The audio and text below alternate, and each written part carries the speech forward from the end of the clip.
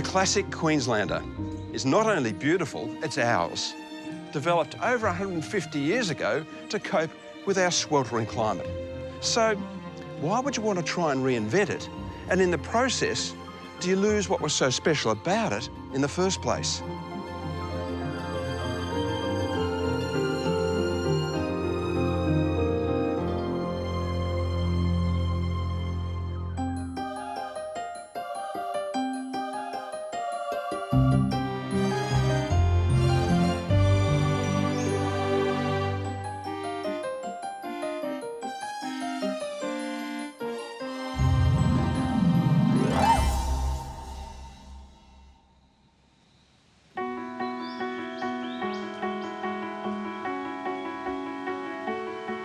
Coming up here and the wind's blowing and the cicadas are singing and I don't know, it's just, I get a real jolt of energy from the natural environment. I just find it, oh.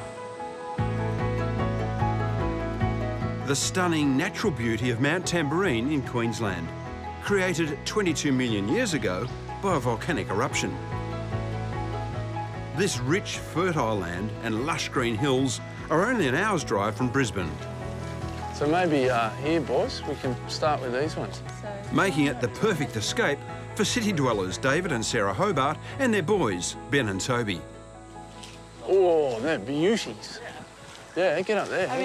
Ever since I've known Dave, he's always wanted that, you know, English countryside, green rolling hills overlooking sheep and ducks and pigs. That's a porker. Whoa. I just have always had a green rolling hill fetish. Yeah. Some big ones in here. It's a great place to go away and think, to go away and reflect as well. So it's a different pace. David, a busy self-employed financial trader, longs to immerse himself amongst the mountain's peaceful surroundings. So they recently bought a 7-acre block of land. Good boy. Come on, Dex. But he's got his work cut out persuading Sarah to make a move to the mountain, a permanent one. I'm still, at heart, a bit of a city girl, so I can see the house as a lovely weekend on the holidays, get all the family up there, but my work is still in Brisbane and friends are still in Brisbane. Boys, can you set the table, please? And so I'm not ready to completely live up on the mountain. Oh, it's a good job. Happy days. We'll just take it a week, a month, a year at a time. A year at a time? Yeah.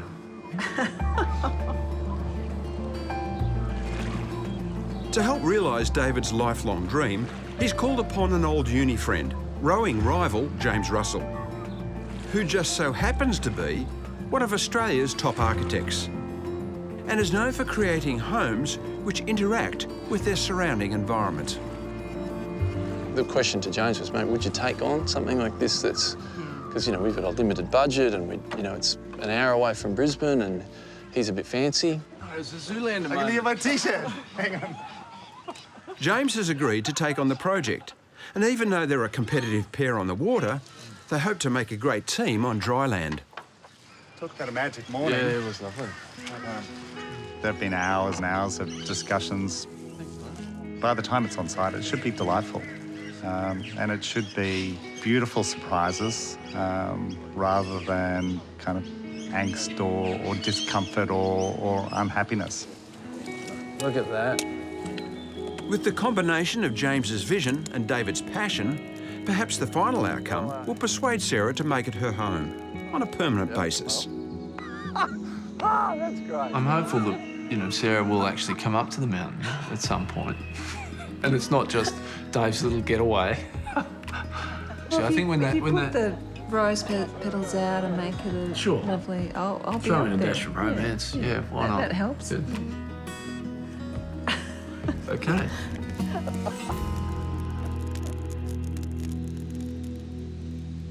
Well, what a beautiful property you have here.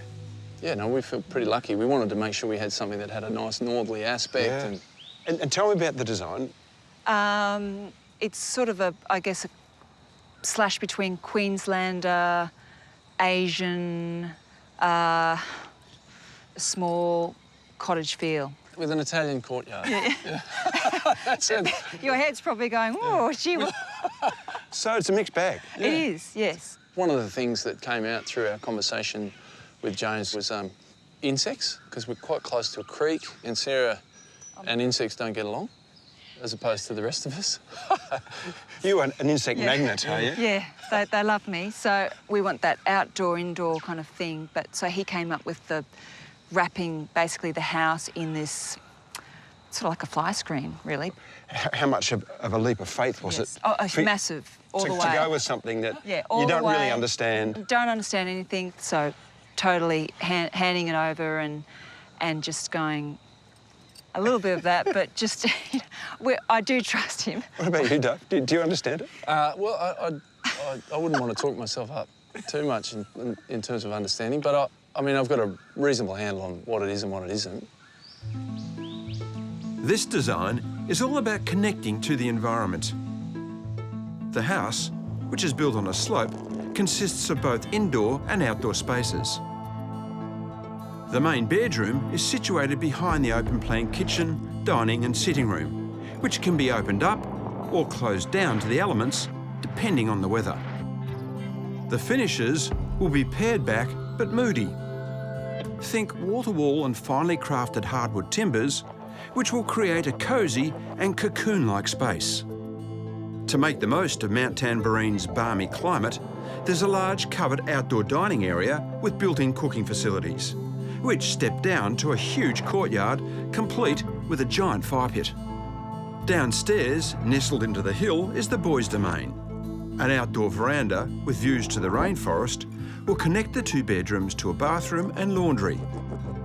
But what makes this home truly unique is a fine outdoor mesh curtain that'll wrap the house to allow for immersive outdoor living, minus the bugs. It's an unusual and innovative approach.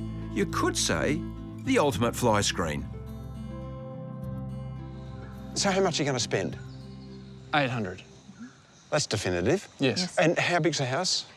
It's small. Yeah, it's not very big. It's like 215 square metres. So $3,500 a square metre. Thereabouts. That doesn't sound outrageous. I mean, it sounds Feels feasible. outrageous. No, it's because you're spending the money. That's right.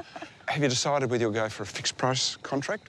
It looks more like we'll end up with a cost-plus contract. Ah. So again, trust. It's a leap of faith because, you know, everyone's on the same page at the moment, but in a year's time, after a lot of wet weather and cost escalation, and that's the risk. So, I'll certainly go through all the costings with a fine-tooth comb. is that your expertise?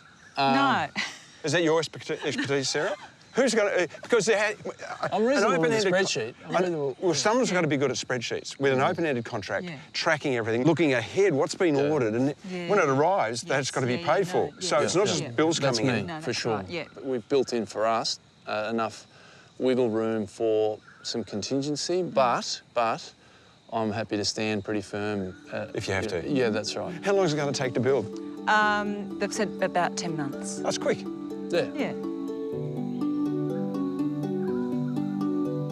There's an old saying, don't mix business with pleasure. But David, Sarah and James are, which is fine. It'll probably be okay, but not having a fixed price contract in place, well, that's a concern. It leaves them open to risk and costs tumbling out of control, which in turn could leave their friendship in tatters.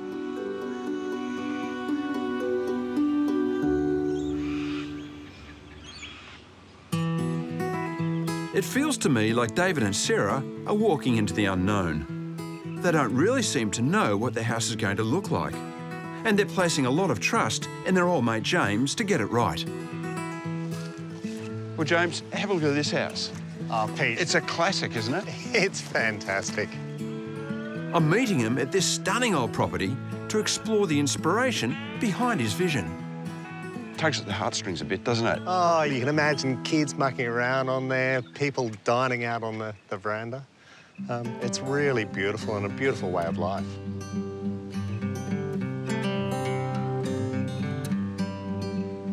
What a ripper this is. Oh, Pete, wow. It's A room we've actually come into, James, even though it's only a veranda, it feels like we're actually in the house already. I love that these spaces, the verandas, they're almost more important than what sits in behind. Why do you feel that? Well, they're habitable. They're places you can gather, you can dine. And I guess that's the really nice thing about screening and making it a place that's neither inside nor outside. But you can sit out here and be in touch with this incredible landscape without the flies. There's definitely a connection to the environment. With a tin roof. With a tin roof. And the rain on a tin roof is spectacular. Timber floor, not concrete. Yes. So you get that resonance. You can hear the sounds outside. You can get the smell coming into the building as well. I can see why James has a deep appreciation of these evocative buildings. So why wouldn't he adopt some of these idiosyncrasies and work them into David and Sarah's design? How would you stylistically describe what you're doing with David and Sarah's house?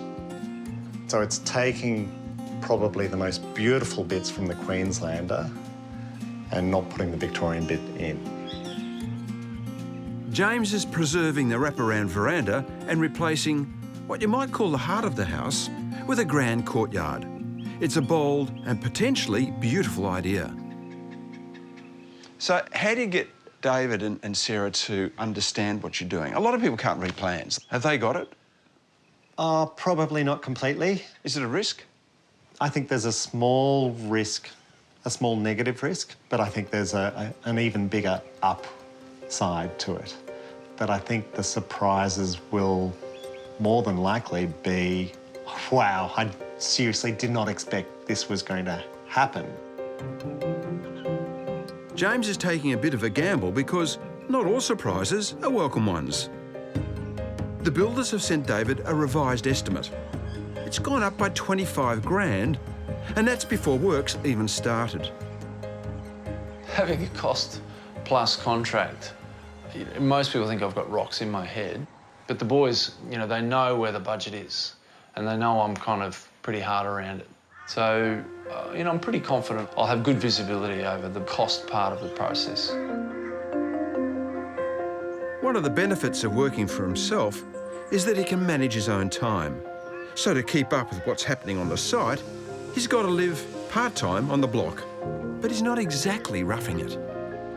So this container we've just had delivered, which, it's pretty exciting. We've had it fitted out. It's got a bathroom, we've put a telly in there, it's got a bed in there. And the doors, they open up, they look into the creek. So it's actually a lovely spot. This rather plush shipping container, complete with all the mod cons, has set David back a mere $35,000. I wonder if that's accounted for in the budget. It means I can stay here during the build and watch progress and be here to meet with the builder and the architect, and they know that I'm here and I'm keeping an eye on things. That's always a good thing. But who's keeping an eye on David? A year after buying the block, excavation begins.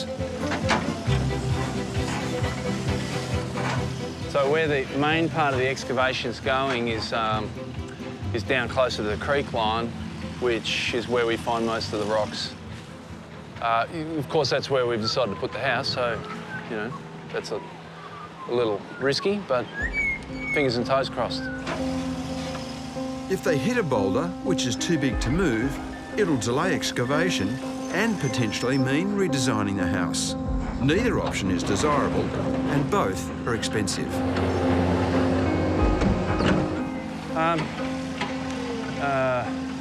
Okay. Well, it sounds like he's hitting a rock. Uh-oh.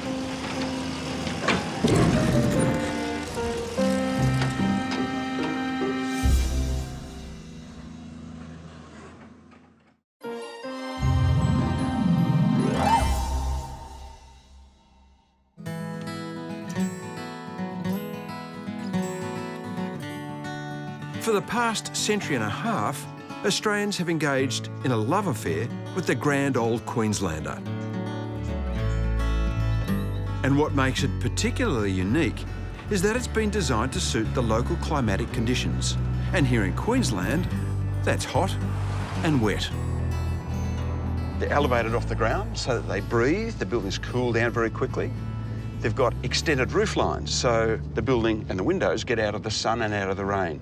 And one of the most enchanting characteristics is the large wraparound verandas, which enable the outdoor living to occur well into the night, particularly on those hot, balmy evenings. Traditionally, they're built with lightweight timber and corrugated iron.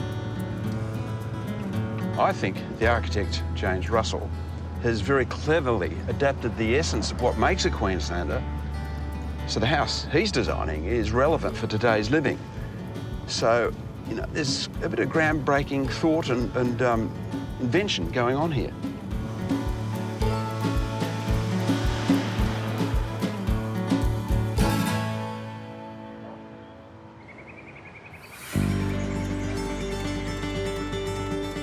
Having finally removed all the boulders, the shell of this cottage, come Queenslander, is starting to take shape. Originally, the walls were going to be constructed with structural brickwork, but during the design process, it soon became clear that this was too expensive. So to bring the job in on budget, the bricks have been replaced with blocks, which will create a very different finish. My initial response was a little bit, oh, hello, because at the same time, we went from a terracotta roof with exposed ceilings to grey block work and a zinc roof, so it's a very different look and feel. It's not unusual for a house to be made out of blockwork, but what is unusual is to leave the basic block exposed on the interior. Why don't other people do it? Like what?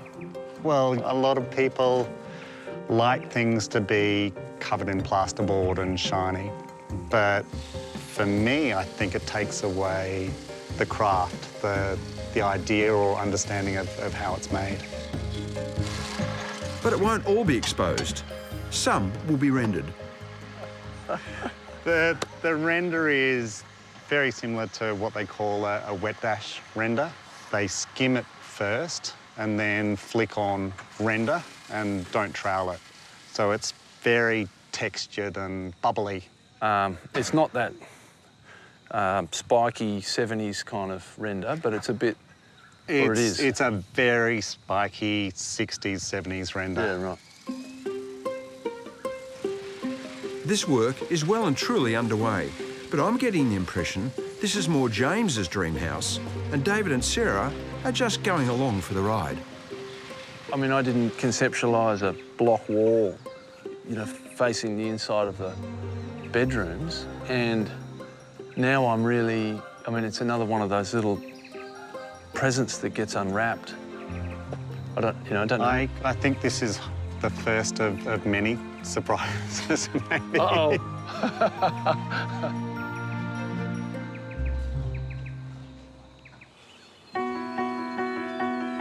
It's only been 4 months since this modern-day Queenslander's foundations were set. Today, the structural steel is being craned in.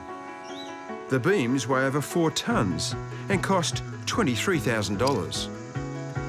The builders have woken up, or told me they were a little bit nervous this morning and didn't sleep so well, so I don't know how that's meant to leave me. One of the design features is to leave the structural components on show. Just come down, you'll just undo that chain for me and we'll just take about 60 mil up on this side. So much of the timber, steel and blockwork is exposed. Close that gap at the end, mate.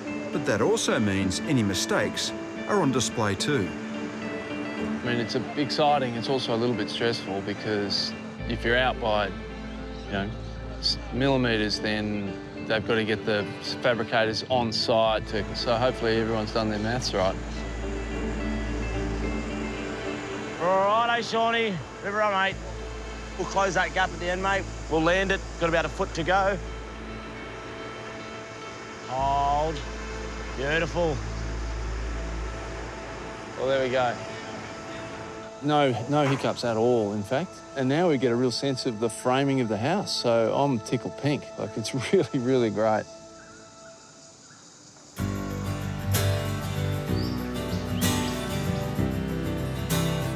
This house is going up at a cracking pace. And at last, David is able to visualise what it's going to look like. But I'm interested to find out if he understands the functionality of this design. In the main living area, 4 large sliding glass doors lead to the indoor-outdoor courtyard. So this space, the living space, Opens up into connects the to your courtyard. Yeah. So you've got a rainforest out there. How do you keep the bugs out? So when this opens out, and if it's an insect kind of day or night, we have and I'm really not sure how this is going to look, but we've got like curtain. Imagine like a shower screen curtain that'll get pulled across there and pulled across there that opens out the courtyard. So around the perimeter of the house is this drape? Completely enclosed by screen, but insects can be pretty sneaky. Particularly up here. Yeah, that's right. So you have lighting on the inside of the courtyard. They're drawn to the light and they find ways through the holes, which is... So it's a bit of... The whole thing's a bit of a prototype, isn't it, really? Well, it's a big prototype. Well, it's certainly an experiment from where I'm standing. Downstairs, the bedrooms are only accessible by a narrow, open-sided corridor. And so we're looking at a raw concrete block feature wall. What's your response to this as a finish? Well, I liked it when it had a little bit of sunlight on it.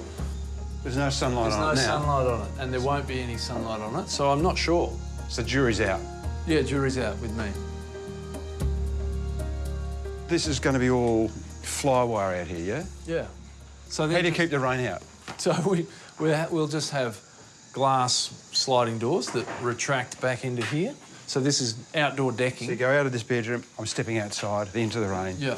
Into whatever. Except that you're covered, you're covered under here. cover, yeah. That's yeah. right. So is that going to work?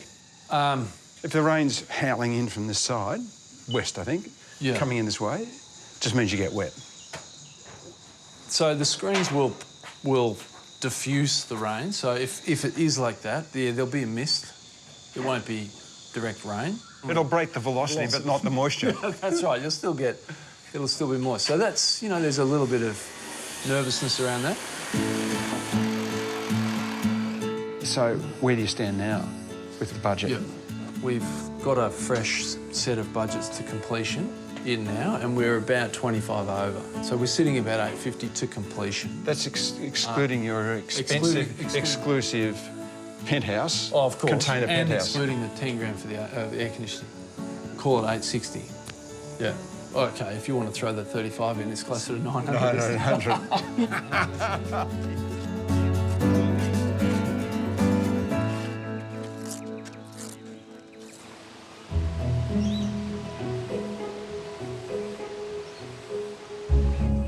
David and Sarah's relationship with James, their architect, is based on trust, and heaps of it. It stems not only from a long-standing friendship, but also from this house in Nusa. How unique is this? No front entry. You're stepping from the rainforest directly into this sumptuous interior. I mean, it's hard to tell whether you're in fact in the rainforest still or inside.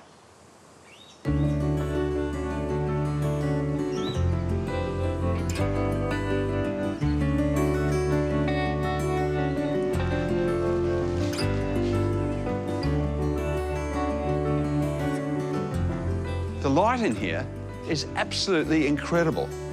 It's soft, golden and diffused, all filtered through this nylon shade cloth, which wraps like a skin around the walls and the roof. It's the same material that James is using at David and Sarah's house, which will allow them to really experience nature while being protected from it. It's almost as if this house has been turned inside out. I just hope David and Sarah love camping.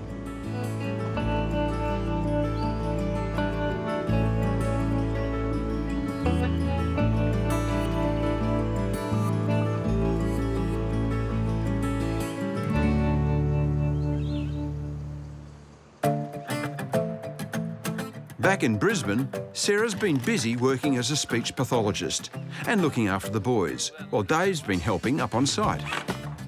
Dave's not known for his handy skills. Well, this is the fun bit.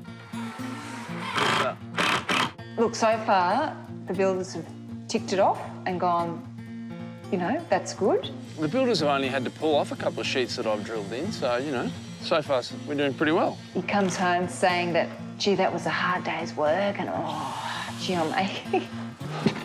So I think he's enjoying being a bit of a builder and feeling like he can, get on the tools. Oh, I don't think it's something that I'll take up. Like, I'm under no illusions there, but actually just watching and engaging with the process has just been really eye-opening. Yeah, no, you'd need the 4 mil gap at the top, wouldn't you? I'm actually getting excited about it now because it's looking like a house, whereas before it was just a bit of dirt, but I couldn't really see the vision. And now when I go up, it's a house. I can see it. There's walls, the roof. So I'm getting excited. David's been doing his best to keep a tight hold on the budget, which seems to be continually creeping upwards. A symptomatic issue with a cost-plus contract. So we're over by about 100. Oh, 100? Yeah. Crikey. Yeah. The trick now is to try and reduce costs wherever they can, without compromising James's design. Maybe we should have signed the... Fixed price. Yeah, fixed price. Anyway, I think everyone says that, don't they? And we went, no. No, we'll be right. We'll go under budget. Hindsight is always a wonderful thing.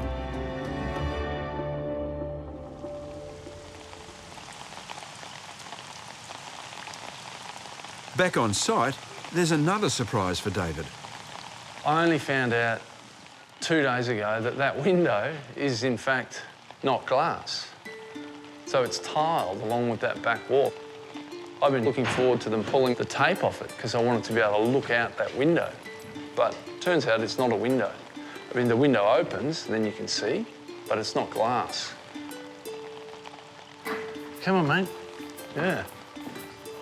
In terms of the more long-term risks, if I have one niggle around that, it's the water. I mean, the rain's coming in to here now, but the roof isn't finished here. So once the roof line is finished, I can still see how the rain, you know, when the breeze is blowing this way, could come in through into this part. It's just a matter of how clever the bits and pieces that fit together kind of keep the rain out.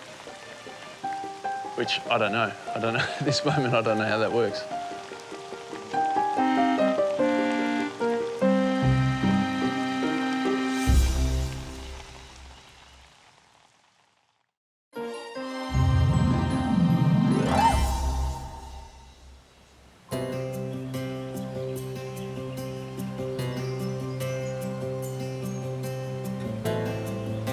Four hours inland from Mt Tamborine, we're meeting red ironbark specialists, Ken and Shelley Riley. G'day, guys. Hey, going? Hi, Shelley. How are you? Very well. Kenny, how you going? Ken, mate. Yeah. G'day, Ken. Yeah. How are you, mate? Yeah, So this is where all the trees are? Yeah, mate, this is where it all sort of happens here. These beautiful old trees will be milled and used on the internal walls, cabinetry and floors of David's house. Why that one? Because he goes up about 4.5 metres, and then he's got a bit of a bow. You can see the bit of a bow in him and a few limbs. Yeah. Well, that'll be docked off and made landscape, but the nice bits of timber I want are in that trunk, that bottom 4.5 metres.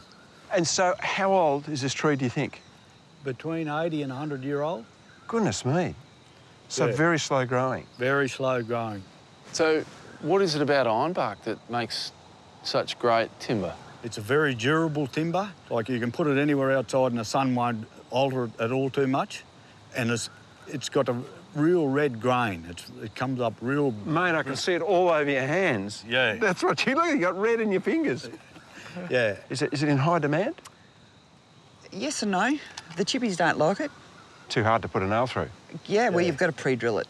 It's hard, very durable, very dense. Yep. So, Shelley, how do you know it's millable? How do you know it's ready? Pretty simple. Yeah. Hug the tree. So, what's that do? What's that telling? So, GBH, general breast height. So if I can't touch my fingers, it gives us a general indication of it's a millable log. It's a millable log.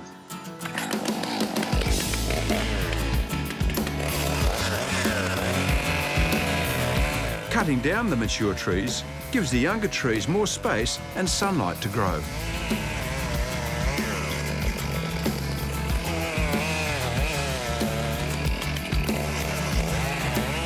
Here she goes.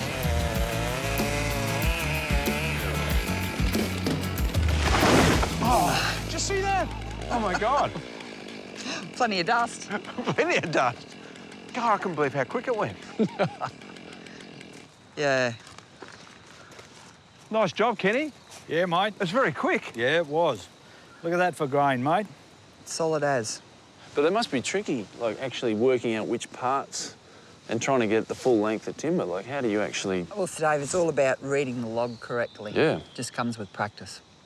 There's a little bit of bark to take home with you. Yeah, great. Thank you. Good one.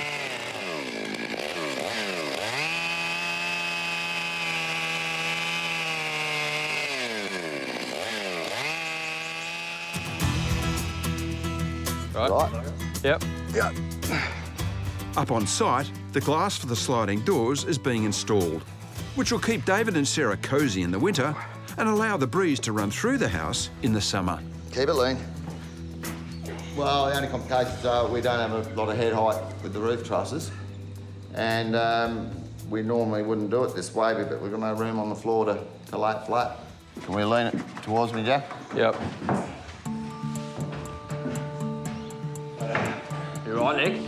Which way we lean it? No, we're just coming over now. Don't lean too much. Well, lean too much? Each pane weighs 160 kilos. Clear.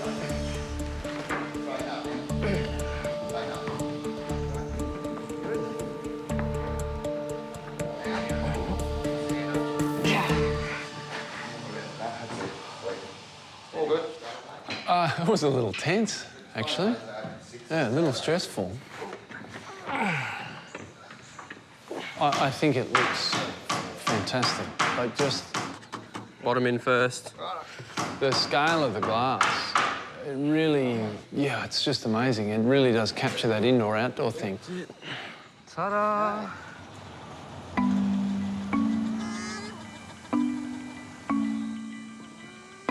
David's ironbark has been dried and cut to size. Now the carpenters have the tricky job of installing it. Like, I'm literally a mil off that. I'm 2 mil there. So we could just drop it the actual mil that we need to be and just plane the back of the board. And that goes flush. Just like the blockwork and steelwork, the hardwood will be left exposed. The devil is most definitely in the detail. There's one height goes through from that room over there all the way through every room. It's set at 2,700 high. So we've got no room for error. It's just like the whole house is just like joinery because everything that you're doing is seen. 3581.5. It's just because it's so fine detailed that if we make a mistake of 1 mil over the whole board, everything has to be adjusted.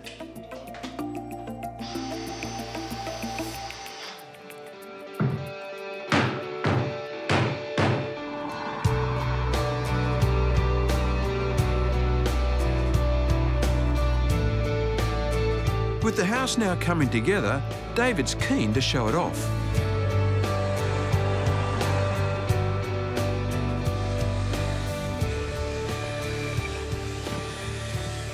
Oh, wow. These great doors. Oh, it's looking really good, isn't it? Yeah. Lots of storage. Gee, they've done a good job with the hardwood. It looks awesome. Yeah. And the light that comes in from the doors is really great. Yeah. I think the space for me is somewhere where, so when we come up as a family, we can all be together, but also not on top of each other, which I really like. Yeah, this is nice. I do like this. And it's a nice house to feel spacious, which is exactly what we wanted in the brief to James. We wanted a small house, but a feeling of space. And I think he's done a perfect job. This will be nice on a hot day, opening up all the louvers, all the breeze will come through. I'm still not sure how the netting will look, whether it's going to look like a fly screen and I'll granny's fly screen in a, in a granny flat or whether it's, yeah, I have no idea. I have no idea what it will look like. We'll know when it's put up.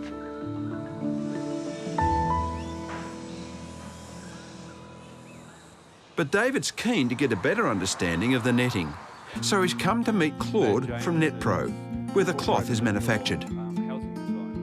We have a lot of different types of cloth. We've got the 30% shade, we've got 50% shade, we've got the 70% shade. This agricultural material is usually used to protect crops from birds, hail and direct sun. But James is also using it as a fly screen. Although David's key concern is how much rain it'll let in. I've still got a little niggle, Claude, in regards to water. Yeah. You get swirling winds and with a bit of rain, I'm just kind of concerned how much water will come through the net. So it's, I mean, it's a vertical. It's a vertical, so we're going to have to hold it up.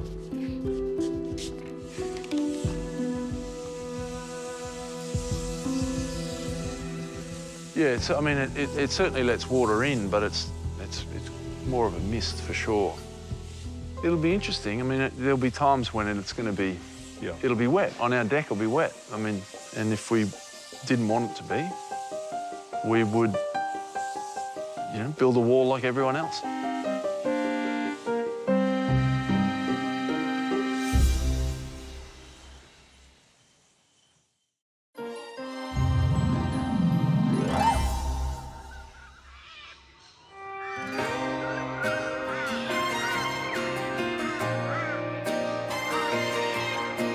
It's been just over a year since I first met David and Sarah and learned about David's childhood dream to live in the green behind the gold, amongst the rolling hills of Mt Tamborine. Throughout this whole process, they didn't really know what they wanted or what they were going to get. So I'm keen to find out if all the surprises James sprung on them were welcome ones. That is awesome. And do you know what I'm really digging? It's honest simplicity.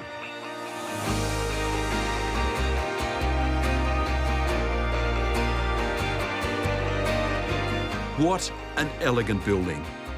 It's not overpowering or out of place. It feels completely connected to the lush green forest and sweeping views across the hinterland. Hi, guys. Hi, Peter. How are you? How's this? You're in? Yes. Hi. Well done. Thank you. It's terrific. Thank you. So good coming around that driveway, I've got to say. Sitting on the knoll of this hill, it looks really humble.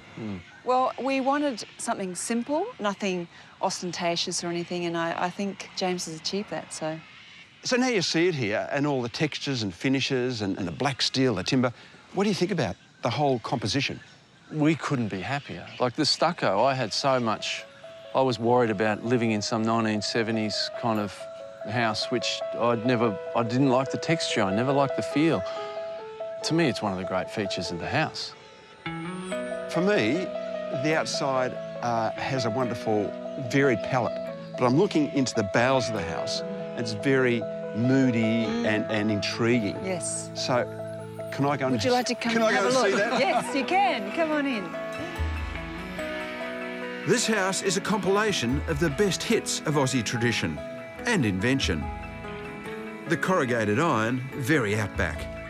The stucco fireplace wall is more Art Deco, and there's a certain Japanese feel to the house too. All these different influences come together to create a sense of tranquility. All right. Yeah, so How good's this this is, room? it's beautiful, isn't it? Yeah. Despite the height of the ceilings, it still has an intimacy, a coziness about the room. Yeah, it does. You know? And you can really see that Asian influence coming through with the fine tiles. And David, I see a lot of that red ironbark. It's lining the whole house. Yeah, I must say, as the build progressed, I loved it more and more, and it's pretty magical, actually.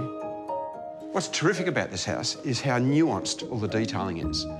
It's only when you look carefully that you work out there's something else going on here, including what was once a window is now totally tiled in. Actually, Peter, it was never a window. I just thought it should have been. Yeah. Have a look at this. So... Oh, how special is that? Oh, it's really special, actually. It's one of the many treats, but an absolute highlight. Such a simple thing, but so effective. Oh, it's perfect. Oh, but you reckon that's good? Wait till we open the doors. They are big. How much do they weigh? Well, they'd be about 250 kilos each. A quarter of a tonne. Yeah. And they are very tall, but easy to push. Yeah, how gorgeous is that? Don't you reckon? And you don't even require a full rugby scrum to do it. So there we go. I love the way it fits just so perfectly in there. Suddenly, this becomes part of your space. Yeah, now it's a huge room, sort of outdoor, indoor room. Yeah, which now extends down onto the courtyard as well. Yeah. And as you move around, Yes. what was the outside deck and is now the inside, you get this wonderful little journey. Yeah, so when you come up here, it's got a different feeling again. Yeah. It feels a bit like a tent, doesn't it? Yeah, it You know, does, it's compact, you're elevated, and it's transparent all the way around. I love this space. I'll be spending lots of time here. I'll probably be working from here, just enjoying but thinking space. Yeah. I think it's a cracker. And I love this idea where you can have the louvers open or closed, but when you look out, it's actually got the flywire on the outside. Yeah. In the great tradition of the Queenslander breezeway. But we can shut it down. We can actually pull this weather curtain all the way around, and then it's watertight and it's, you know, sunproof. Fantastic. Yeah. Is it going to work? Well, we'll find out. And it's not designed to be completely weather-tight. It's designed to keep the water off the tongue and groove floorboards. Do you know what I love more than the practicality? It's theatrical. Yeah. There's joy in doing what you just did. Yeah, it's sort of It's like... a little performance. Yeah, it is. Yeah. The theatre curtain coming across and, yeah. Actually, we might have theatre night. You could. The kids would love Put the it. kids in the courtyard. Yeah.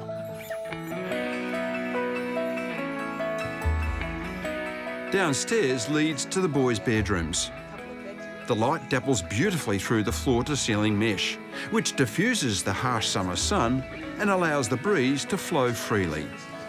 You can't help but feel at one with nature, whilst at the same time being protected from it. It really is quite clever. Yeah, But I it does. can see the floor has been made as open decking so the water can go through. So outdoor decking, So yeah. it's expected, the water's expected to come in here. Yeah. It is. And, you know, we do know that the water turns to mist as it comes through. We haven't had a decent downpour, so let's see how that happens. Yeah. And in here is the bedroom. Oh, cool. We're going to get wet in bed if we want to. Yeah, they can push it all back and just lie with the mist coming through. But how awesome is that? Yeah, it is. It's pretty cool. Dave, what do you think about the concrete block? I know you're a bit dubious about all that, whether it was too cold or too rough or too brutal. As you walk into the room, having come through all the timber, it is quite a contrast. But when you stand in the room and you look out through here, I mean, the concrete block doesn't mean anything. Yeah. The room Your focus is that way, The isn't it? room is all about the connection to the forest. Yeah. Everywhere you go in this house, there are hidden surprises. It turns the daily chore of simply brushing teeth into an actual pleasure.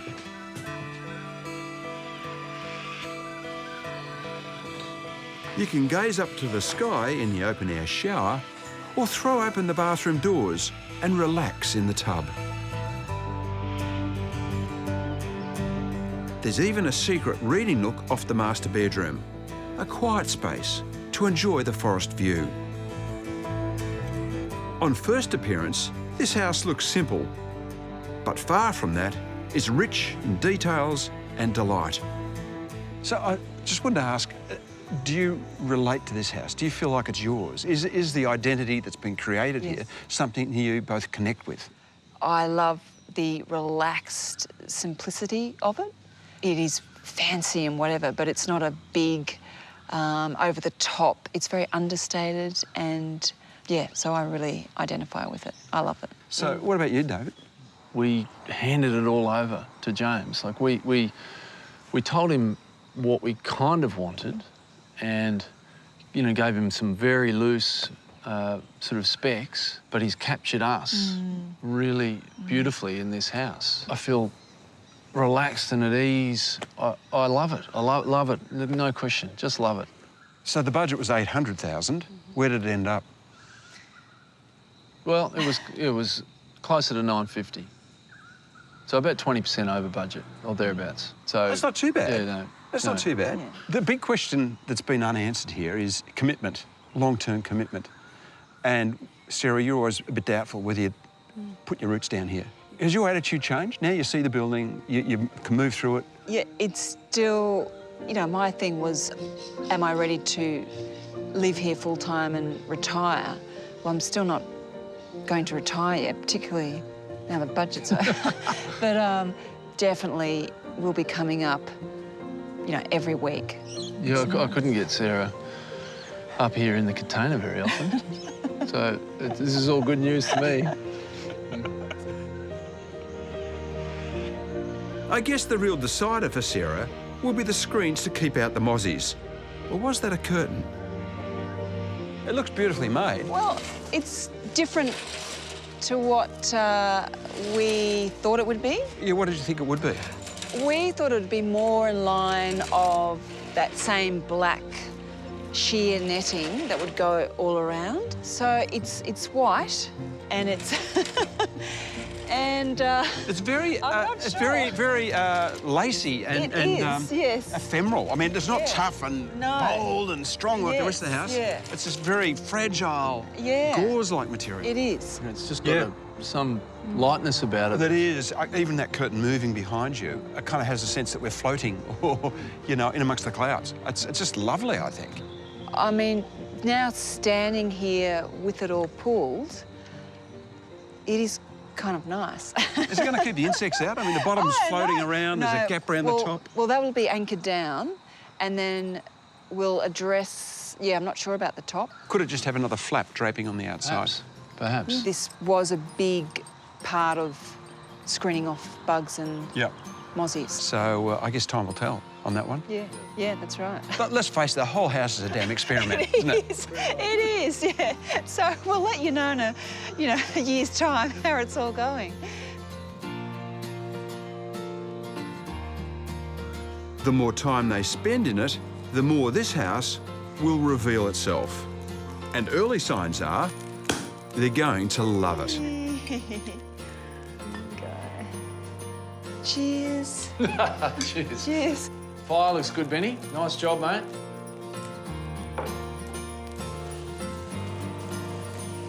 You know, it's not that often we architects get a totally free rein to design a house, but hasn't it paid dividends here? But what is it? A tent? A tin shed? A Japanese-inspired farmhouse? Or is it the reimagined Queenslander? Well, I reckon it takes the best of all those influences to create something that's totally beautiful and refreshingly experimental. It kind of blurs the lines between sophistication and camping. And in my books, well, that's the best of both worlds.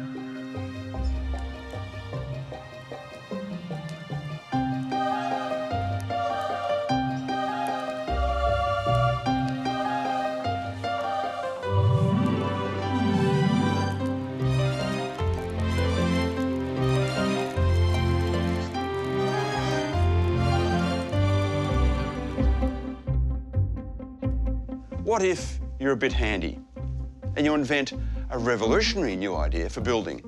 A construction system so unique and clever, it takes half the time to build compared to any other home and saves tens of thousands of dollars. I mean, what could possibly go wrong?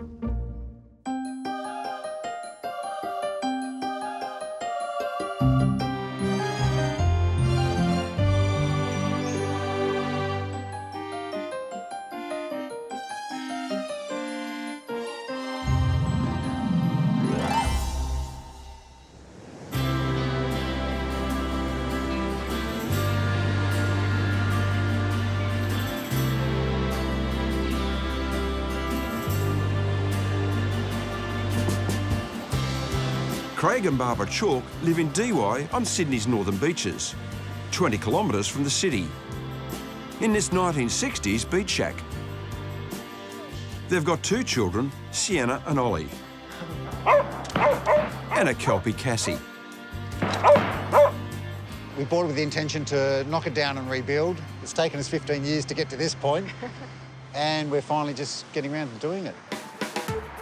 Craig and Barbara run a successful global business from Sydney, wholesaling pet products they manufacture in China. Craig is the quintessential inventor. He's always invented things. In fact, when we first met, he used to drive me balmy with wanting to start different weird and wonderful businesses. Out of sheer desperation, I suggested we start this wholesale business, which we still run, mainly to get him off all the other harebrained ideas. But They were good ideas, he just couldn't appreciate them. Whenever I see something, I usually see there's a better way things can be done. Doesn't always work. Some things I think are going to be better, they turn out to be crap, but hopefully this won't be one of them. We're going to want an outdoor power point here somewhere. It's this inventive streak that's inspired Craig to come up with an innovative way to build his own house. I'll do it there. The system I've come up with, in theory, should be quicker, cheaper and more versatile than a standard concrete off-form construction. There's the floor beams going to sit in there. The plan is to make a prefab interlocking wall and flooring system in his factory in China and then ship it to Sydney. When Craig came up with this system, I thought he's nuts, but he's always coming up with things like that. Theoretically... Until we start doing it, we really don't know what's going to happen. But, yeah. But in theory, it sounds good. Sounds good. Sounds good to me, anyhow. Innovative is one way of describing what they're doing. Nutty is probably more appropriate.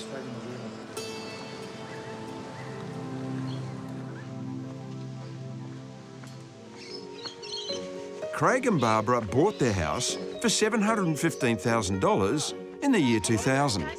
Pleased to meet you. G'day, Peter. Come on in. Thank you. Yeah. Gee, it looks good through here. It Beautiful. is, yeah. Thank you. Now I can see why you came to this place. Yes. Wow, that is your classic $1 million view. With the $2 house. Well, the house needs a little bit of work, I have to admit. Yes. So, Craig, do you consider yourself a bit of an inventor? Probably more of an ideas man. Yep. I'm the dreamer. Barbara's the doer. You are a practical sort of guy? Yeah, I'm pretty practical. I did actually start out as a carpenter. And what have you built before? Oh, no, not built, but, you know, we've renovated a few things. Have you? Not this house. No. And why are you developing your own solution to a construction technique? Because there's so many proven techniques in this country. You could have adapted. There is one other system I probably would have adapted, but I'd already gone down this. So you've invested too much of your own time to turn around. That's right, and if it works out, we may try and create a business out of it. Patent it?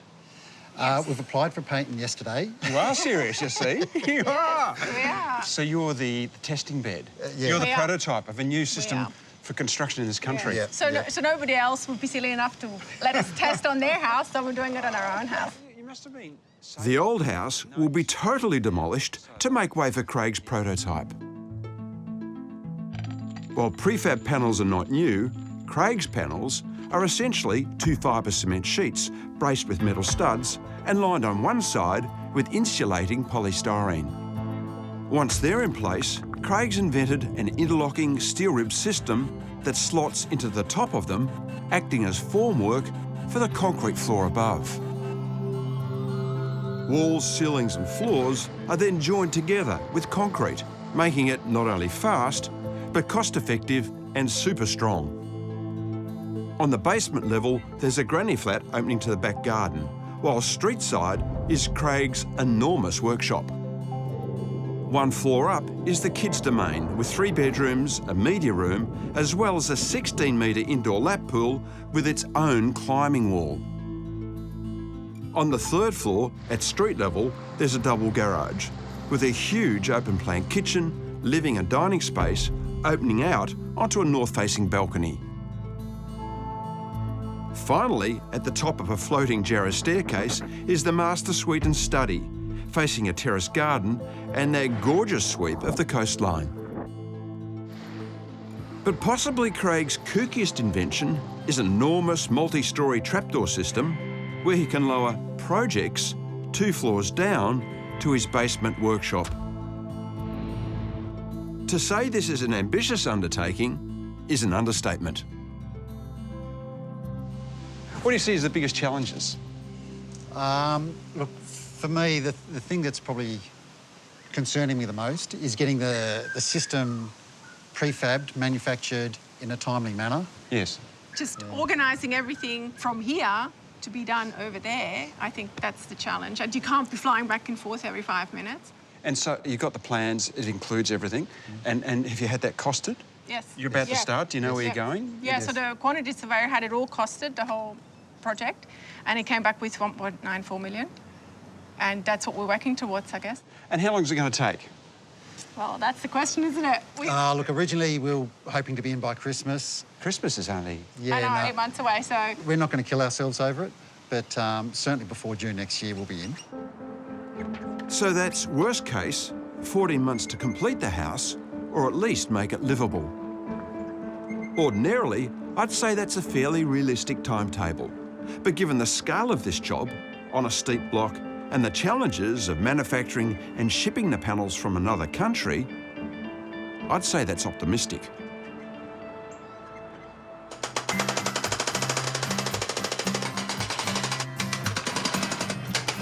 With excavation underway, Craig flies over 9,000 kilometres to his factory in Qingdao, China, to run some final tests on his wall and floor-making machines. Who controls the speed? The speed of the machine going this way? It's taken Craig 2 months to design and build these machines. One for cutting the panels, the other for gluing them together.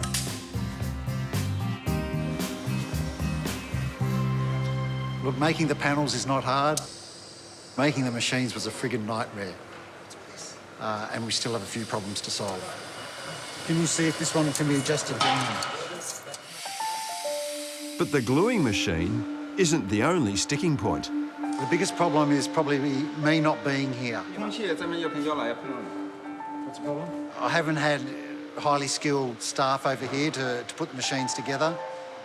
And even though if I give them instructions, they interpret differently to what I really meant or to what I tried to communicate. Things never seem to really turn out the way they should. It's been one of the most frustrating things I've ever done, to be honest. Turn the blades.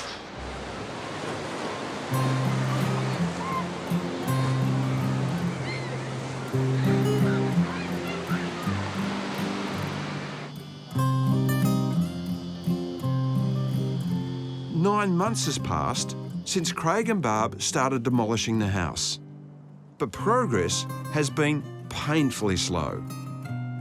In fact, progress on site has more or less stopped altogether. What's going on? Well, it's a big hole with a lot of sandstone in it. We can't get rid of the sandstone. Why? Well, that's normally you just take sandstone to a quarry and you can drop it there for free. But at the moment, everybody is excavating and the quarry is full. If you take it to the local tip, it's $350 a tonne, so we're looking at about $150,000 worth there. Oh, God. Yeah, so... So this is a big problem, yeah. A big problem. So the way forward? Well, we've been waiting kind of thing to see if the quarry will open, but they keep pushing it back. And I've been ringing around different people, trying to find someone who needs fill. Goodness. Yeah. You thought you'd be in by now, and I'm looking at a pile of dirt, yes, basically. I know. The excavation company we used was inexperienced. We, of course, were inexperienced. We've never built anything before, so we didn't know that we had to tell them how we wanted it. We figured they knew how to do it. So my concern for you is that this has happened from basically day one. From day one. And I'm wondering if the writing's on the wall about lack of experience, if you don't mind me saying, in the building industry, whether this might be an ongoing saga for you. That's always been the concern. Well, look, I'm quietly confident that it will all proceed fairly smoothly once we get our ground floor slab in. They're either incredibly optimistic or naively delusional. I'm hedging my bets, but one thing's for sure, they are brave. You know, I admire them for taking this project on and having a go. But there's a reason you employ a builder, and that's for a lifetime experience. 9 months in, and this is a shaky start.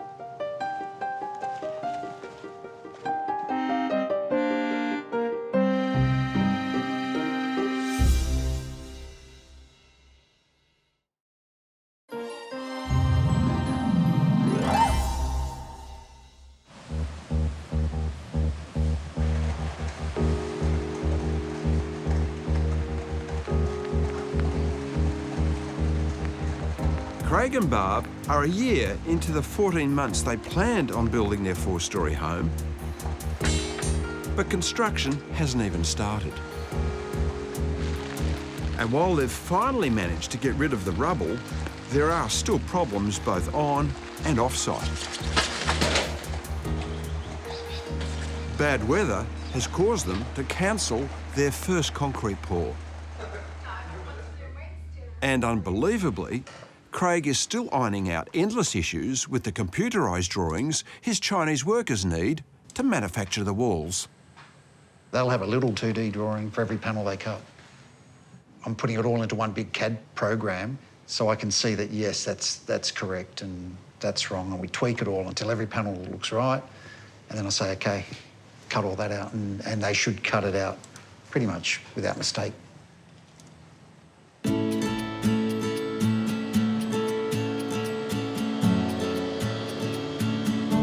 Finally, the clouds have parted, and the first of 3 massive slabs can be poured. It's a day I thought would never come, actually. Now that it's here, I'm just wondering what's going to go wrong.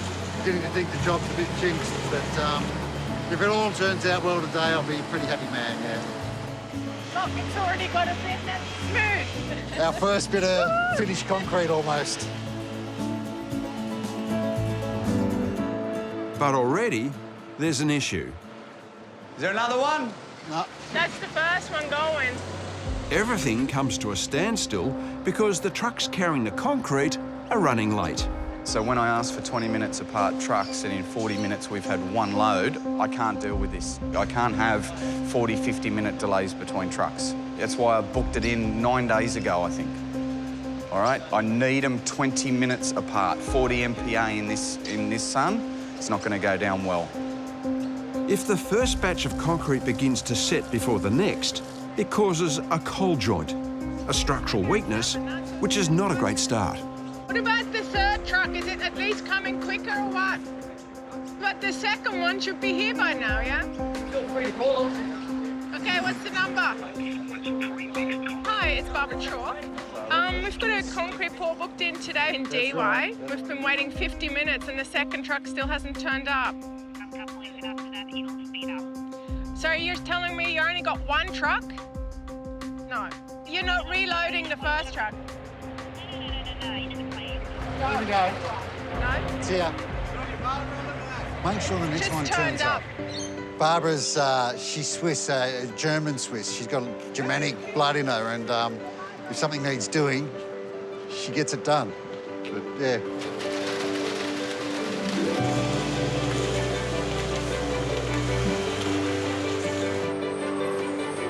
Looks like the next one's here.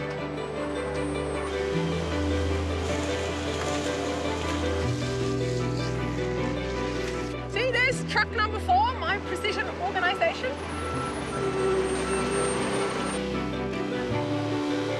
Oh, I'm so happy. I said to Craig we're having a slab warming picnic when it's done. I'm going to save all my celebrating until we've actually finished the job completely and we're moved in and there's been no major dramas. And we're still married.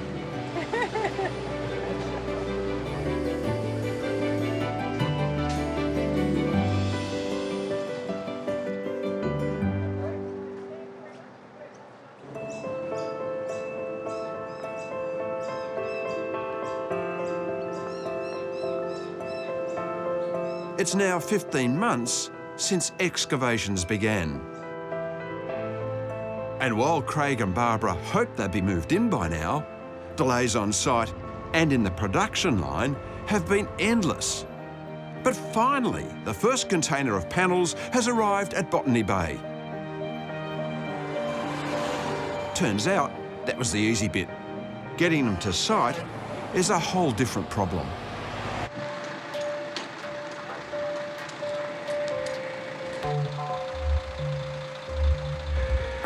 We were standing right here under the wires when it all went, whoa, spark, spark, fireworks overhead. The container has struck the overhead power cables on the street. So we've ran out from under the wires, and just as we've running out, a massive bang up here in this street. Must have been when the telegraph pole came down and hit the truck. Could have been very nasty. Thankfully, no one's hurt. Given the circumstances, Craig has no choice but to delay work until tomorrow. But hey, what's one more day?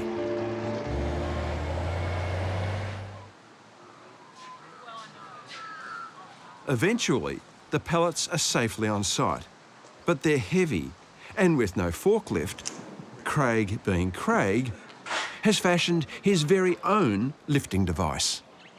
It's going to be tedious getting the stuff out, but at least we'll be able to get it out and get it into position. You know, it's until it breaks.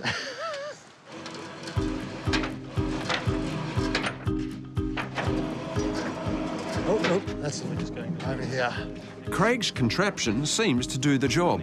All right, let's go. All right. And eventually, the first piece of the puzzle is finally placed. Lower there, John. Perfect. That's it. All right. Always said 6 months from when the first panel goes in, it's in. Hopefully, in 6 months' time, we'll be at least in the granny flat, even if not the whole house. Okay. I just love Craig's optimism. But 6 months? I won't hold my breath.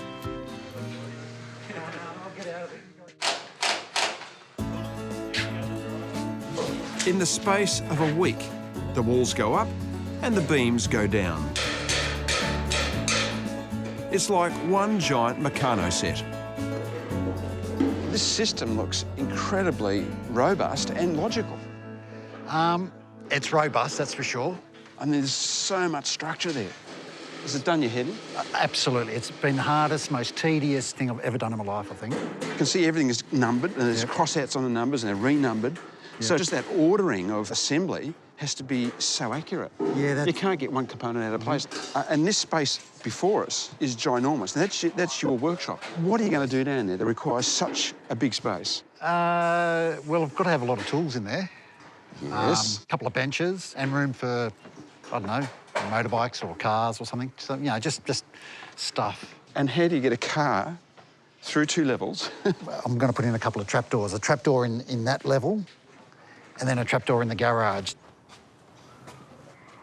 Craig has some wild ideas, but building trapdoors and lowering cars through 2 floors of the house has to be his kookiest yet. But hats off to his tenacity. Are you far off your original budget so far? Can you predict that? At this stage, maybe a tiny bit over. Yeah, we're a bit... But that was your department, wasn't it, Barb? Yeah, it's my department, yeah. But then, you know, the quote I had from the quantity surveyor, it didn't spell out all the different things. So I'm not 100% sure where I'm at. Since the house began, the family have been living 5 minutes away from site in rented accommodation. Yeah, I mean, the rent here is a lot, you know. It's almost $1,000 a week, so we're keen to move on, get our house done, and we're not precious. We can move in half finished, but we just need it watertight and some windows in, so. There's been a lot of drama on the work site, a lot of delays, and I find it funny that my dad thought we'd be done last Christmas. He obviously had very high hopes. And that's one of the things I love about Craig, his can-do attitude. He takes the bull by the horns and wrangles it to the ground. Seems to be holding. I really do admire that.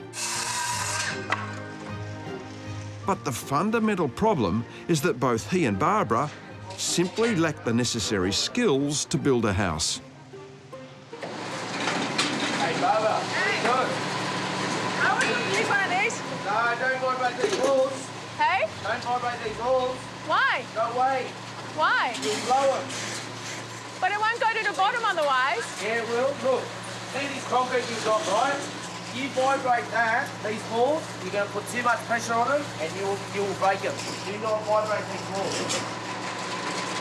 Believe me. Right? But Craig can't help himself. That's the vibration. My invention. He blatantly ignores the advice of the experienced concreter and chooses to vibrate anyway. I can promise you it will be full. Okay, good. Look, this mix, Craig, is designed to go down these walls, all right? It flows for that simple purpose. It'll go into every nook and cranny you've got.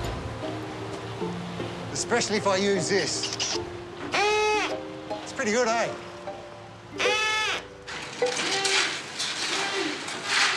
Vibrating isn't the only worry. So we're waiting for the next truck now, are we? Okay. Do we need the next truck? Yeah, the other one's gone. All right. The concrete trucks are running late. Again. Hi. I've been better, thanks. The trucks just aren't arriving at all. It's just totally not acceptable. The sheer frustration is beginning to show. He's short-tempered, he's running around a million miles an hour, he's giving me instructions, get this, get that, get that. And I'm like, oh, I don't know what he's looking for, and, you know, here.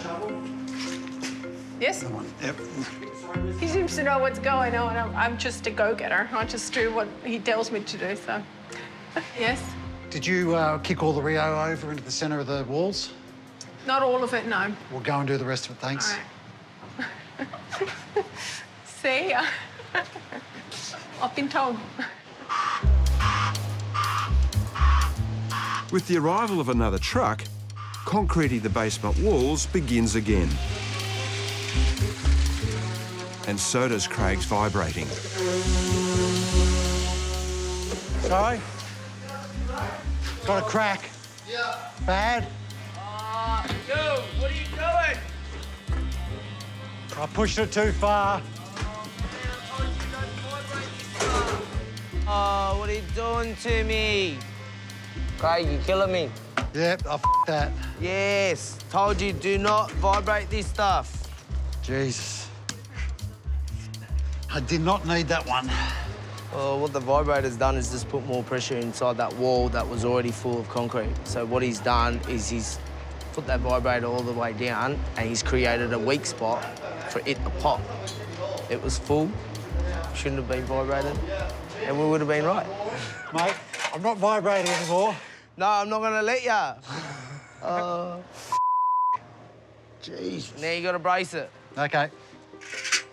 Bad luck or sheer bloody mindedness. Either way, Craig's up to his neck in it.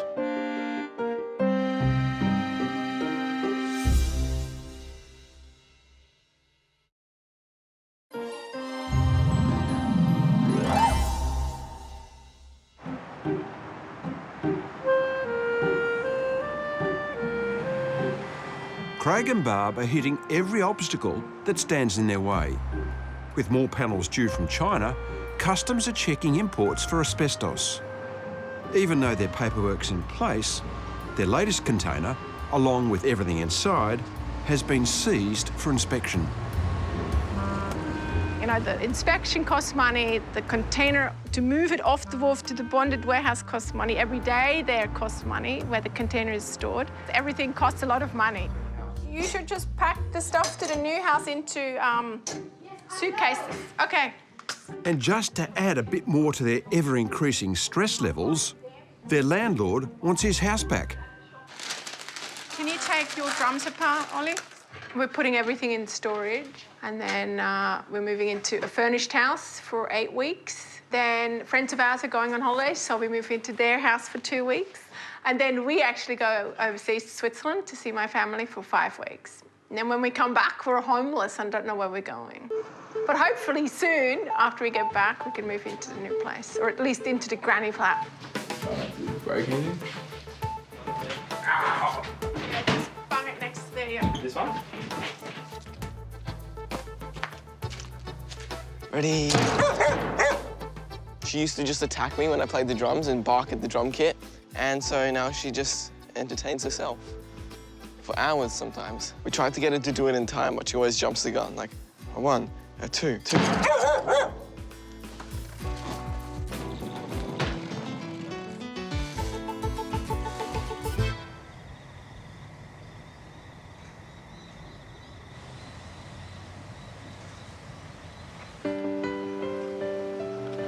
It's now the beginning of winter, and 2 and a bit years since they started the project. Walls and floors of all 4 stories are finally up, and the concrete roof is being poured. Yep, keep going. Yep, keep going, keep going. Slow down. That's it, that's it, that's it. We'll do another run down there, eh?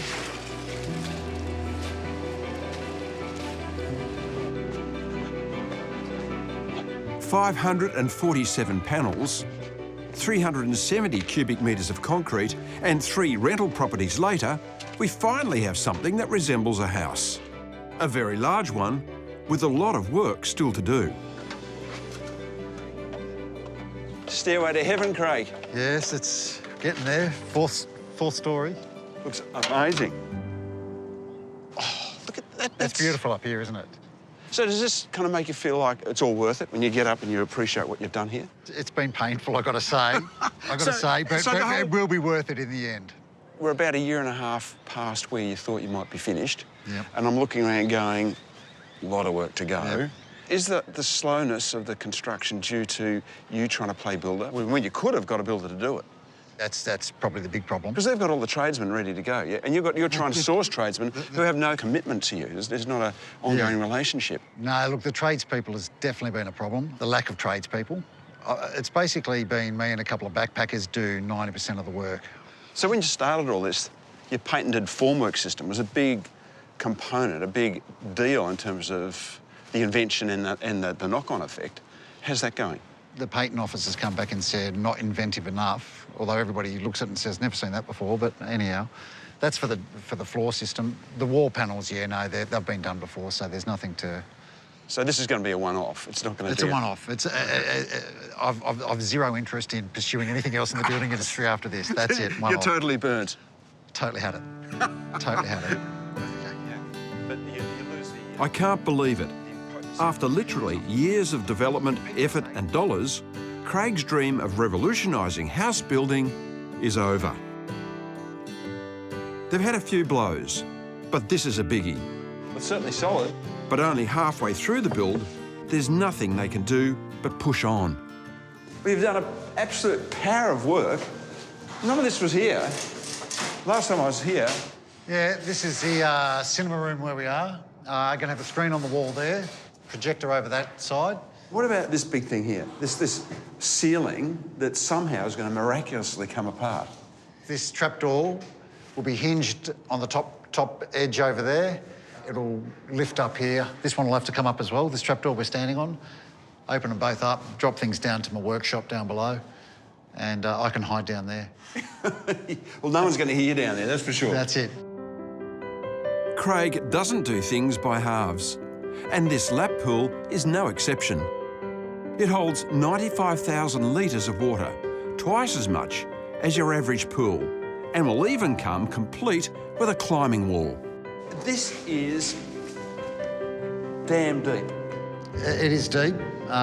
It's very deep. I think it's a good result. I like it. How deep is it? The water depth is 3 metres. So why did you decide to put a pool indoors? I mean, most pools are outdoors. The yard is too small to have it in the backyard. At least the size pool I'd want, but I can only use it for certain times of the year. I want to use this all year round. Craig's initiative is fantastic, but he's bitten off way more than he can chew, and the digestion process is excruciating. This is one hulking building, and when I see builder's bog poured into joints like this, to cover up the inaccuracies of the joints, I've got a hunch that the building process is in charge of the builders, and that's Craig and Barb. In some ways, the putting together of this building is overtaking them. And I just wonder and worry for them that the quality of this building has been sacrificed because of the sheer quantity, because of its size.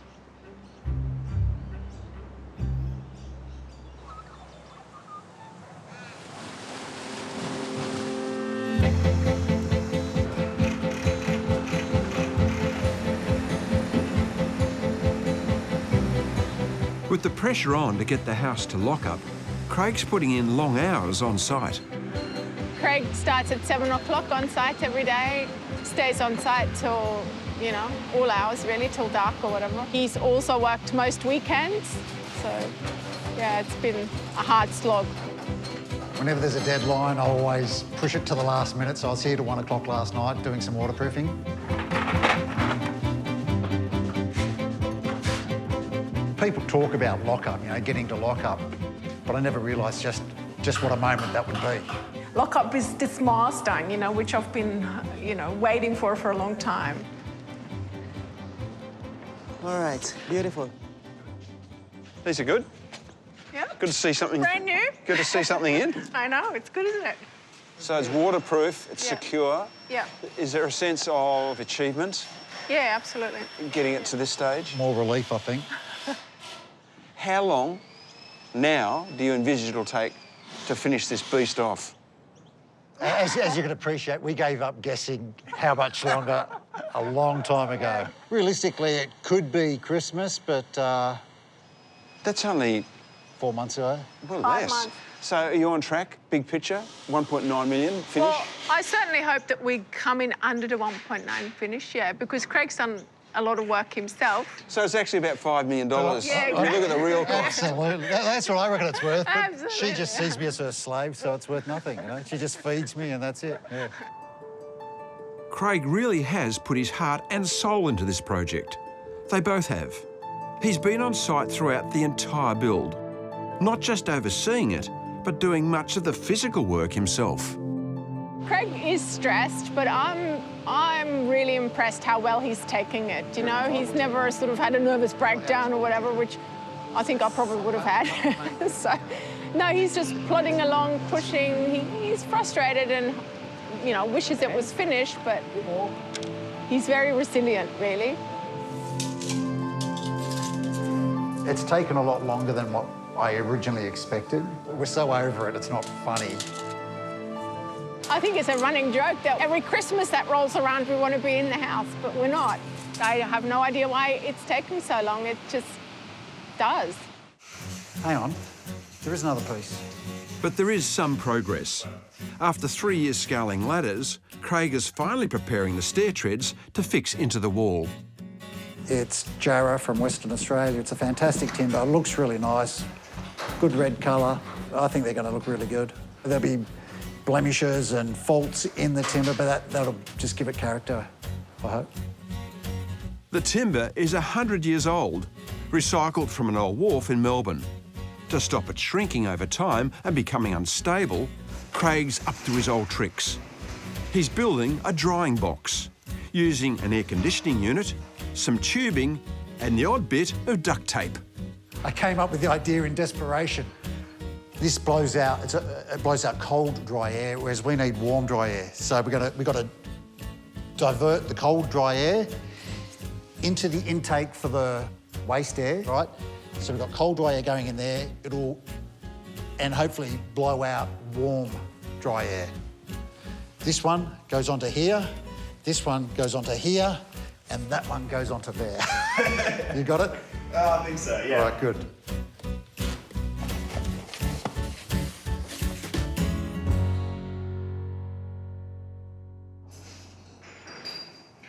Craig's bizarre trapdoor system is also a work in progress. There you go. Each door is made from overscaled steel I-beams and attached to the wall with one long hinge. Finn, is the hinge straight? No, it is. I'm about a mil off here. Can you push it in, or? When I push it in, I'm about a mil off.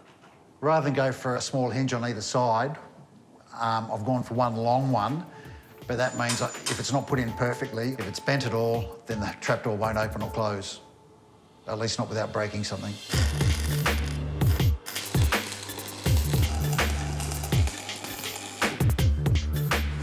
Let's winch it up and see how it goes.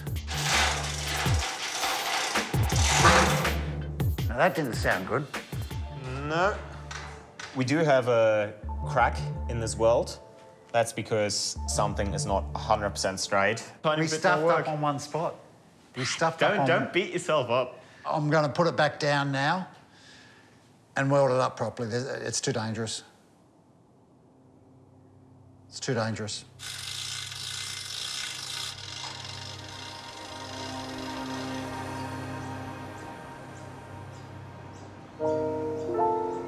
It's nearly 3.5 years since Craig and Barbara started building their family home at DY.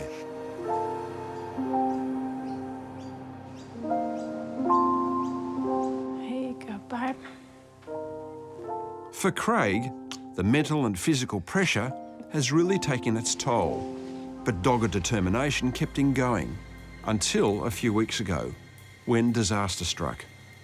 I felt a little bit strange downstairs, but then I came back up, and as I came up the stairs, Barbara was up there, and I tried talking to her, and I really couldn't string a sentence together. He was just talking to me, but he was saying nothing. He was going, and I thought he was just being stupid, you know? He was just pretending to have a stroke or whatever. So I said to him, stop pretending to have a stroke, it's not funny. But he kept doing it. So I actually got mad at him and said, okay, if you want to be stupid, I'm leaving. And so I turned around and left. But then I was walking up the road and I'm like, nah, something's wrong. So I turned around. And by the time I got back, he'd already collapsed. Unbeknownst to Barbara, Craig was having a stroke. Next thing, I've tripped over into a pile of rubbish, and one of the guys has walked past, said, "Oh, give me a hand out, will you?" So he did, but at the same time he yelled to one of the other guys to call an ambulance. When I saw him next, he was fully paralysed on his left side. Craig was rushed to emergency, and a few weeks later, his progress is steady. Generally, I'm feeling pretty good, except I don't have much energy. I really am tired. And the doctors have said it'll take weeks and weeks to really get some energy back. As perspective checks go, this has been a big one. And while Craig's slowly on the mend, there's a changing of the guard on site. Craig definitely can't stress about this build anymore. He's off the project, so I've told him that I will be in charge from here on in. I've got to dust off my builder's boots and what could possibly go wrong?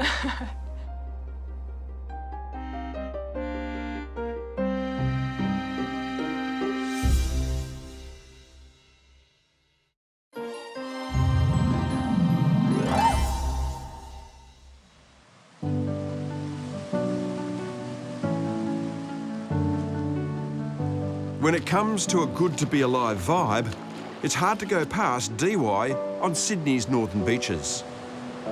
It's what drew Craig and Barbara here 18 years ago. But the last 4 years building their dream home have been exhausting. It's almost 2 years since I last visited, and I just hope it's finally done. Wow. Well, what a remarkable statement.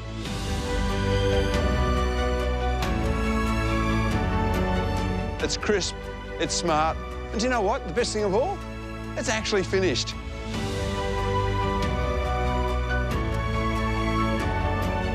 Hello, house owners. Bob, how you going? Craig, you're in one piece. You're alive. Yes. Well done. Only just. You survived. I bet you thought this day would never come. Well, I'm here. It's been a long journey, and congratulations. The house looks terrific. Thank you. Do you want to come in and see the I want to see all the rest of the gadgets and all the place? tricks you've got up to in there. All right. Come on in. What a fabulous entry.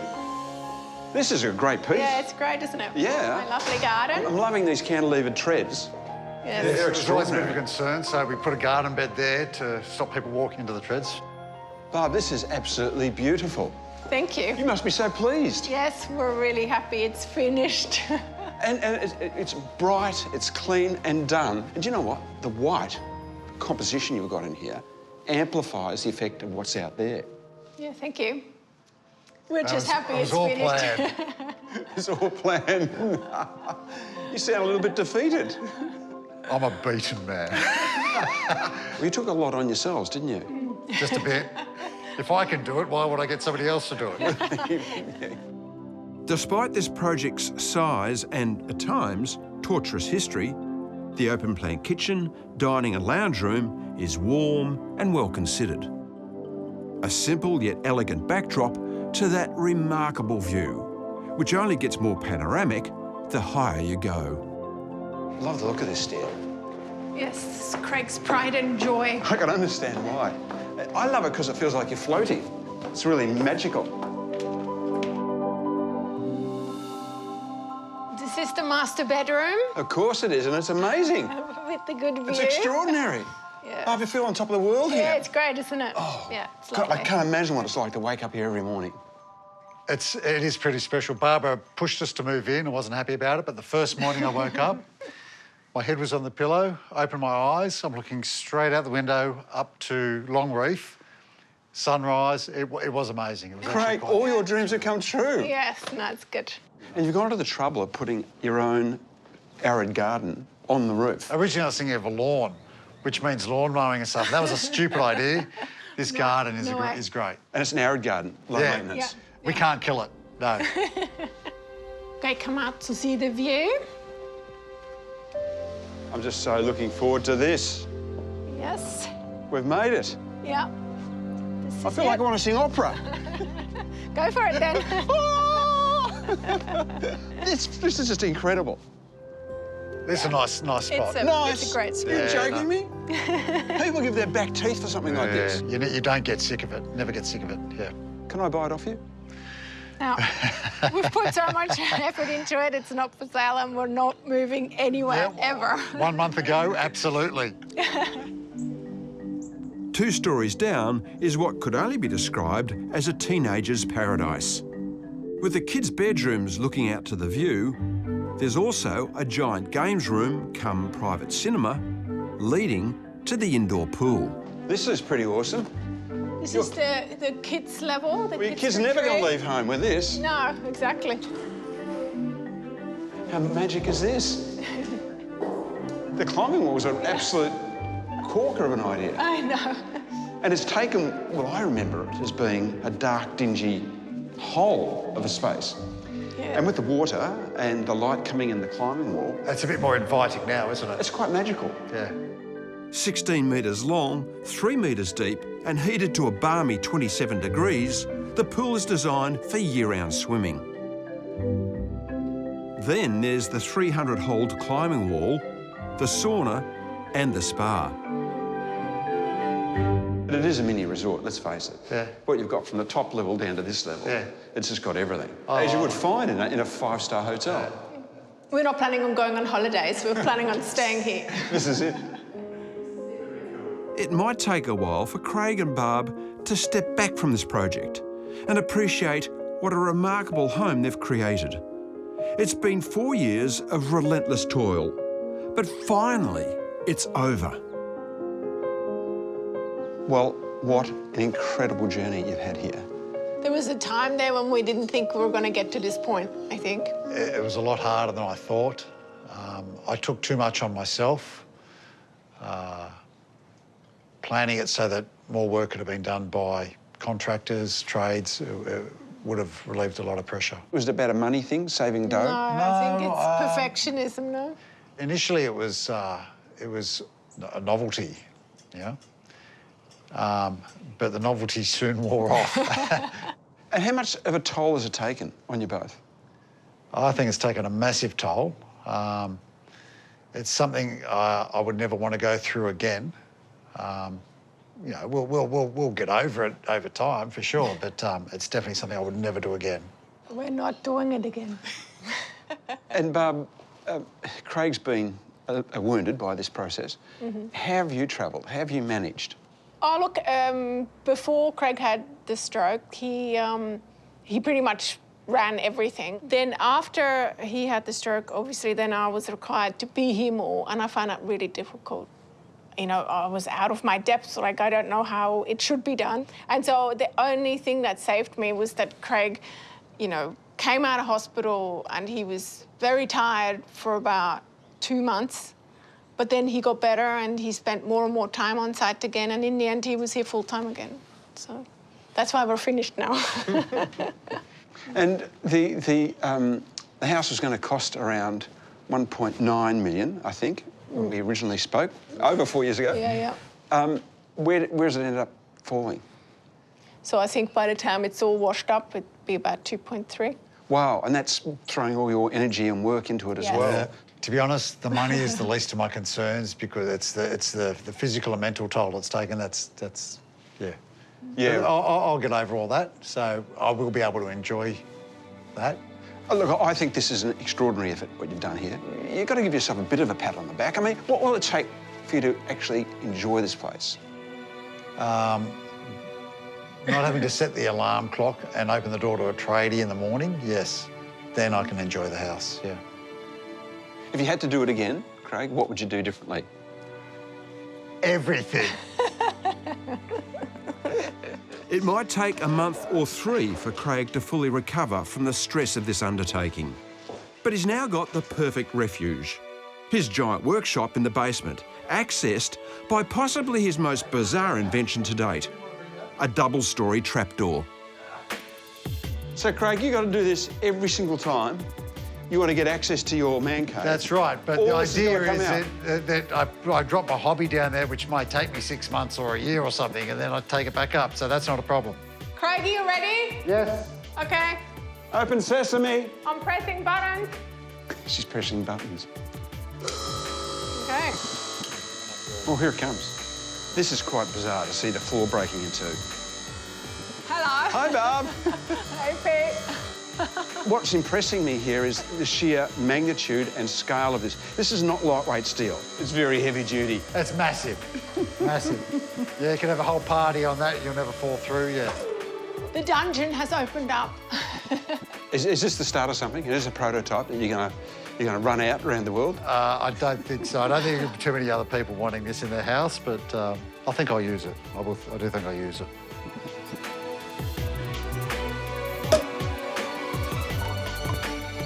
The world awaits the weird and wonderful projects that will emerge from Craig's dungeon workshop. But for now, he and Barb will hopefully kick back a while and enjoy this monumental achievement. There's no doubt that this house has taken blood, sweat, and hopefully not too many years of Craig's life. And there's many words you could use to describe it. Naive and delusional, but I prefer brave and inventive. It was a dream that built this house, and a dream that kept them both going. And throughout it, they never gave up. This house is a total one-off, and quite frankly, so are Barb and Craig.